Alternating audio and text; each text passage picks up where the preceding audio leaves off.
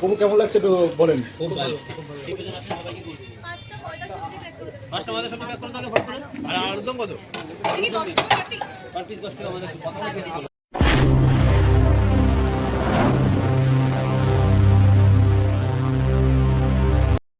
হরে কৃষ্ণ বন্ধুরা, আমরা এসে পৌঁছেছি মায়াপুর খ্যাত সেই ভেজ বিরিয়ানি, জগন্নাথ ভেজ বিরিয়ানি।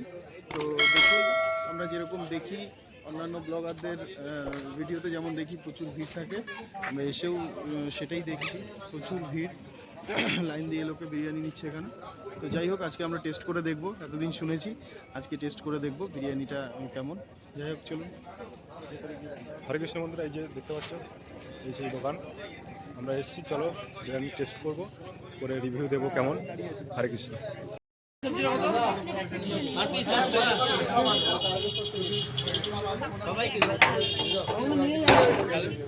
হয়ে যাবে তো? এক পিস একটা নিয়ে যাবো। আরে চারটে মাছ আছে। এটা দাও না, আবার রেড করে পোলাও নামছে, আবার ডিভিশন আছে, সবাই কি করবে?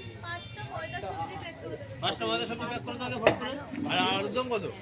দেখি 10 টাকা পার পিস 10 টাকা আমাদের কথা বলে দিতে। আর সোয়া চাপ পার পিস 60 সোয়া চাপ পার পিস 60 আর দুটো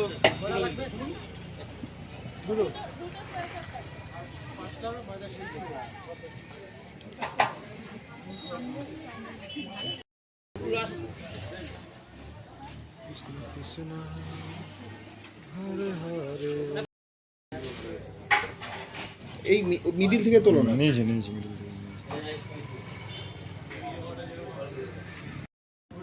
এটা কি নিলেন? এটা সোয়া চাপ।